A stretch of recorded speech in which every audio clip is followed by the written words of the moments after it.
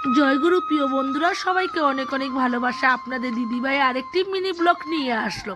আমি ঘুম থেকে উঠে গেলাম। ঘুম থেকে উঠে যেটা আমাদের নিত্য 30 দিন কর্ম করতেই হবে। আমি এখানে ঘুম থেকে উঠে বাসি ঘর ঝাড়ু দিয়ে ঘর মুছে আমি ঘর দুয়ার পরিষ্কার করে নিলাম। আর যতক্ষণ পর্যন্ত ঘর দুয়ার পরিষ্কার মুছামুছি আর পূজা না দেওয়া হবে না, ততক্ষণ পর্যন্ত কিন্তু বাড়ির বউদের শান্তি নেই। কিন্তু এখন কর্তামশাইরা বলবে কেন রোজ রোজ ঘর মুছতে হয়, কিন্তু আমাদের তো না করলে ভালো লাগে না। আর এদিকে মেয়ে এখনও ঘুমিয়ে আছে, এখন বাজে বেলা 10টা। আজকে মেয়েকে বলছি একটু লেট করে বেশি করে ঘুমাতে, একটু লেট করে উঠতে বলছি। কেন, মেয়ের কালকে শরীরটা ভালো ছিল না, প্রচণ্ড পা ব্যথা, তার জন্য স্কুলও বন্ধ, ও শুয়ে আছে। ও শুয়ে থাকতে থাকতে এদিকে আমার আজকে 10টার মধ্যে সব কামকাজ হয়ে গেছে।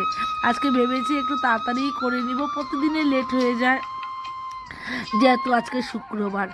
আর পিলো কভারগুলি আজকে আমি নতুন লাগিয়েছি। কেমন হয়েছে আমার পিলো কভারটা একটু অবশ্যই কমেন্টে বলবেন। আর এদিকে মেয়েও এখন উঠে যাবে, মেয়েকে আমি ডাকছি উঠো উঠো বাবা। আর এদিকে আমার পূজা টুজা কমপ্লিট, এখন আমি রান্না করতে চলে আসলাম। এখন বাজে 11টা। আজকে যেহেতু নিরামিষ, তার জন্য আমি নিরামিষ ঘ্যাট করব।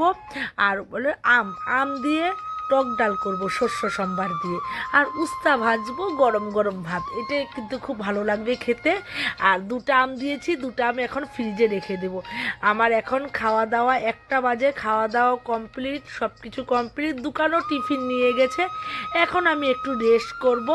সবাইকে আন্তরিক জয়গুরু, অনেক অনেক ভালোবাসা। আর আপনারা এত সুন্দর সুন্দর কমেন্ট করেন দিদিভাই, আপনার ভিডিওগুলি দেখতে খুব ভালো লাগে। আজকে নামটা নিলাম না। আর এদিকে ঠাকুর ঘরে পর্দা 2টাও আমি ধুয়ে দিলাম। পর্দাটা একটু একটু লেত্রা হয়েছিল, তার জন্য পর্দাটাও ধুয়ে দিলাম। আর এত সুন্দর সুন্দর কমেন্ট করে দিদিভাই, আর আপনারা এত সুন্দর সুন্দর কমেন্টগুলি দেখে আমার মনটা জড়িয়ে যায়। পাশে থাকার জন্য অনেক অনেক ধন্যবাদ। যারা আমার পেজটিকে এখনও ফলো করেননি বন্ধুরা, একটু অবশ্যই ফলো দিয়ে পাশে থাকবেন। ভালো থাকবেন, সুস্থ থাকবেন। নেক্সট ভিডিওতে আবার